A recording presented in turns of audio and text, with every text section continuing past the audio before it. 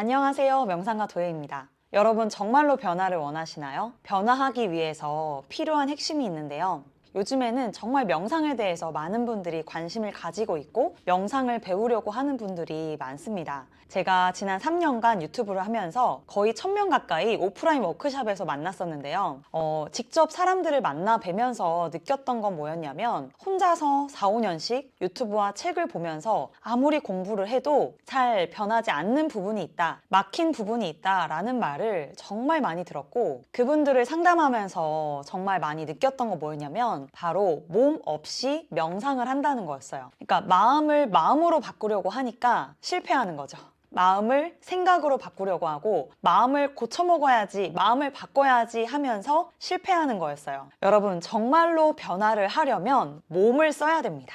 왜 그럴까요? 이 몸과 마음은 뗄래야 뗄 수 없는 엄청 긴밀한 관계이기 때문이에요.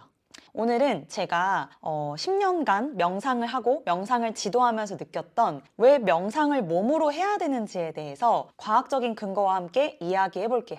왜 몸을 써야 되는가? 일단 뇌의 특성을 우리가 알아야 돼요. 보통 마음, 영성, 내 내면을 바꾸고 싶고 끌어당김의 법칙, 무의식 정화 이거를 하는데 왜 뇌를 얘기해요? 라는 질문을 하실 수도 있는데요. 마음과 뇌는 같은 말입니다. 여러분이 두개골 안에 있는 것만이 뇌가 아니라요. 몸 전체가 다 뇌입니다. 그래서 여기를 빅브레인이라고 부르고 이 몸을 리틀 브레인이라고 불러요. 그래서 여러분의 모든 행위, 생각, 감정, 고정관념, 여러분의 몸에 붙어있는 모든 것들은 다 뇌의 작용이에요. 여러분이 먹고 마시고 듣고 하는 모든 작용, 생각하고 상상하는 모든 작용은 뇌의 작용입니다. 그래서 이 뇌의 특성을 알아야 되는데요. 내가 나에 대해서 안다는 거는 나의 뇌에 대해서 안다는 것과 같은 말이에요. 이 뇌의 특성 중에 가장 두드러지는 첫 번째 특징은 뭐냐면 뇌는 바깥에 있는 정보를 받아들이는 기관이에요. 그런데 바깥에 드러나 있는 것이 가장 직접적인 게 바로 몸입니다. 아기를 잘 보면요. 아기를 키우신 분들은 잘 아실 건데 아이들은 발달을 할 때 가장 먼저 신체 발달부터 합니다. 바닥을 기고 만지고 막 손으로 입으로 뭔가를 탐색하면서 발달을 해요. 즉 다시 말해서 움직임 자체가 뇌 발달의 근간이라는 거예요. 실제로 동물이라는 단어 자체가 움직일 동자를 써요. 동물과 식물을 구분짓는 가장 큰 특징은 바로 움직임이라는 거예요. 그래서 인간이 진화하는 걸 잘 보면은 세 가지로 순서대로 진화 발달을 합니다. 첫 번째 신체 조절 능력, 두 번째는 정서적인 균형과 조절, 세 번째는 인지 능력이에요.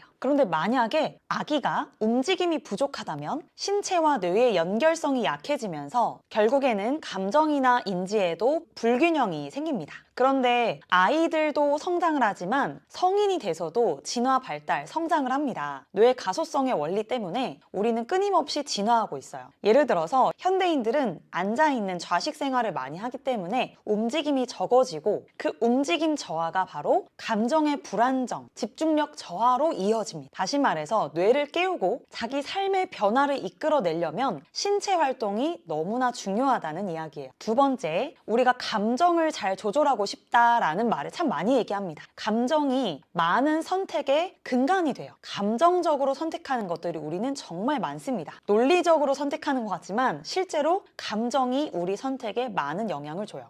그러면 이 감정에 대해서 우리가 잘 다룰 수 있어야 하고 이 마음이라고 하는 거는 결국엔 뭐냐면 불안감, 기쁨, 슬픔, 초조함 이건 감정이죠. 감정을 조절하고 잘 다룰 수 있어야 하는데 그 원리가 뭐냐면요. 이 뇌의 구조를 보면 뇌를 3층 구조로 설명할 수 있어요. 1층에는 뇌간이라고 하는 파충류의 뇌, 1층은 생명 유지를 담당하는 곳입니다. 그 다음에 2층에는요, 감정, 대뇌 변형계라고 해서 감정을 다루는 뇌가 있어요. 3층에는요, 가장 바깥쪽에 있는 3층은 대뇌 피질이라고 하는데 이성과 사고력을 담당합니다.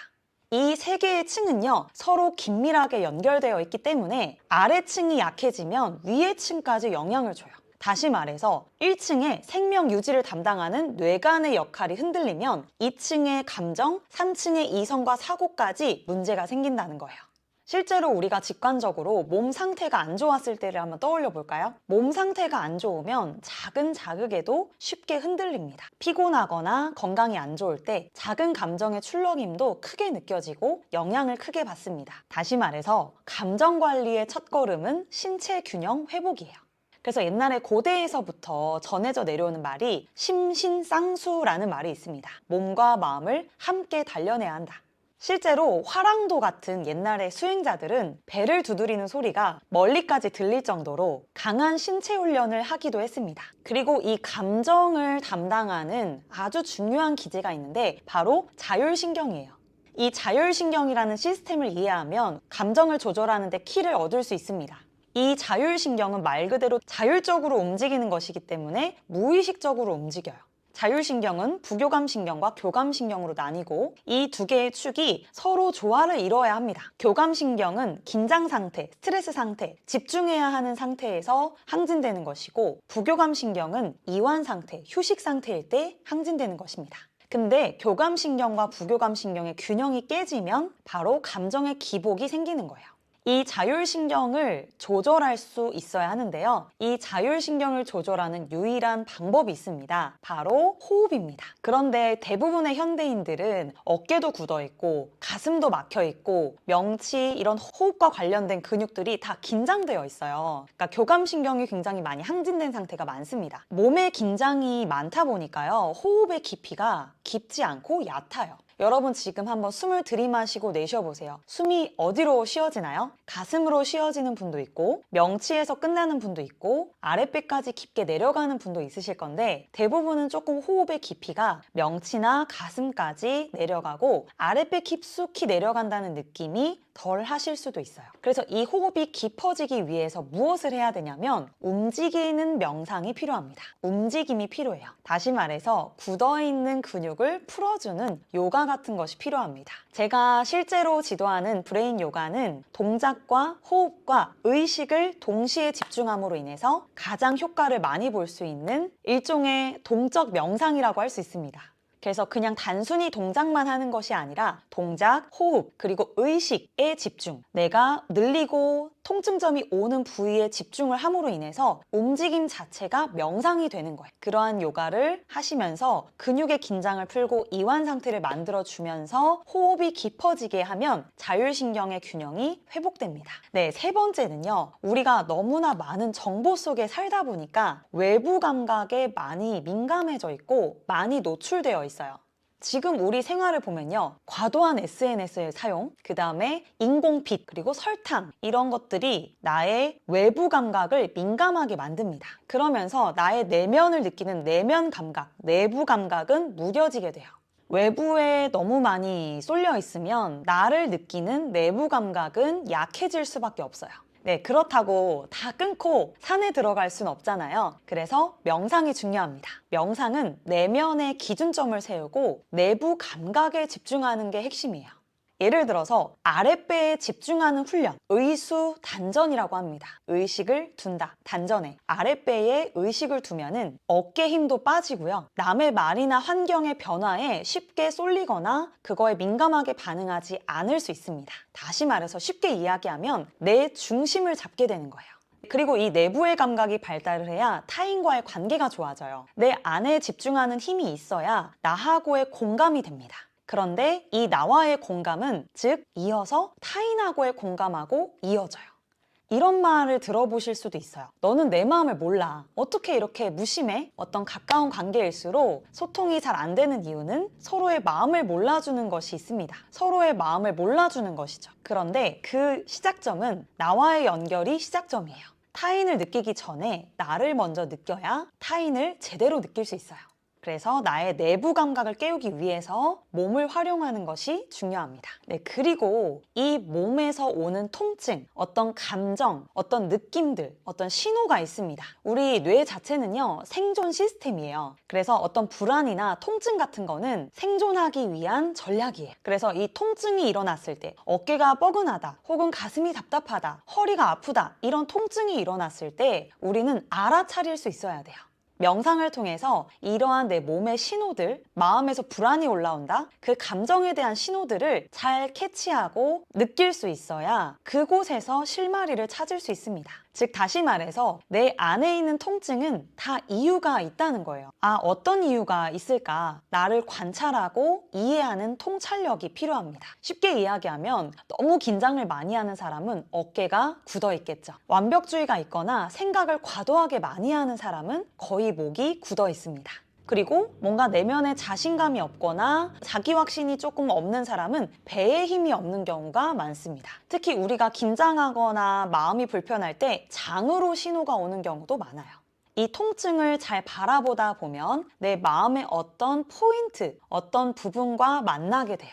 그 실마리를 타고 들어가면 내 현실의 문제를 해결하는 자기 주도적인 힘을 가질 수 있습니다. 그리고 중요한 게 뭐냐면 장하고 뇌하고 아주 긴밀하게 연결돼 있어요.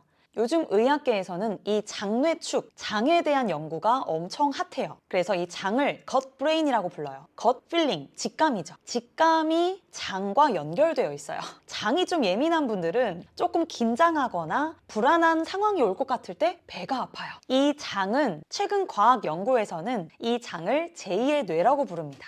왜 그러냐면 이 장과 뇌가 신경으로 많이 연결되어 있고 이 장에 엄청 많은 신경 다발이 존재해요. 실제로 장의 건강, 활력 정도가 우리의 감정 상태나 정신 상태까지 많은 영향을 줍니다. 그리고 이 장에서 행복 호르몬인 세로토닌이 95%가 분비됩니다. 그래서 내가 마음이 우울하다, 불안하다 하시면 그거를 어떻게 해결하려고 하시기보다 장 마사지를 해주거나 복부 마사지, 복부 힐링, 장 운동, 단전 두드리기, 아랫배 두드리기, 아랫배 복부를 관리하는 것이 훨씬 더 효과적입니다. 그래서 동적 명상에서는 대놓고 아랫배를 두드립니다. 아랫배 두드리기, 복부 두드리기, 장 운동과 같이 실질적으로 장을 움직이는 게 중요해요. 결국에는 이 몸과 마음은 하나로 긴밀하게 연결되어 있고요. 여러분께서 정말 변화를 원하신다면 몸을 쓰는 것이 가장 빠른 지름길이에요. 진짜 변화를 원한다면 머릿속의 생각만으로는 부족하죠. 가만히 앉아서 하는 호흡 명상도 좋지만 적극적으로 몸을 쓰는 동적 명상을 하시면 정말 많은 도움을 받으실 수 있습니다. 앞으로 이 채널에서 여러분께 정말 실질적으로 도움이 될 수 있는 동적 명상들을 올려보도록 할게요. 네, 궁금하거나 원하는 주제가 있으시다면 댓글 남겨주시고요. 여러분이 정말 변화할 수 있고 정말 도움이 될 수 있는 실질적인 솔루션을 제공할 수 있는 채널로 성장하겠습니다. 그럼 영상 마치겠습니다. 감사합니다.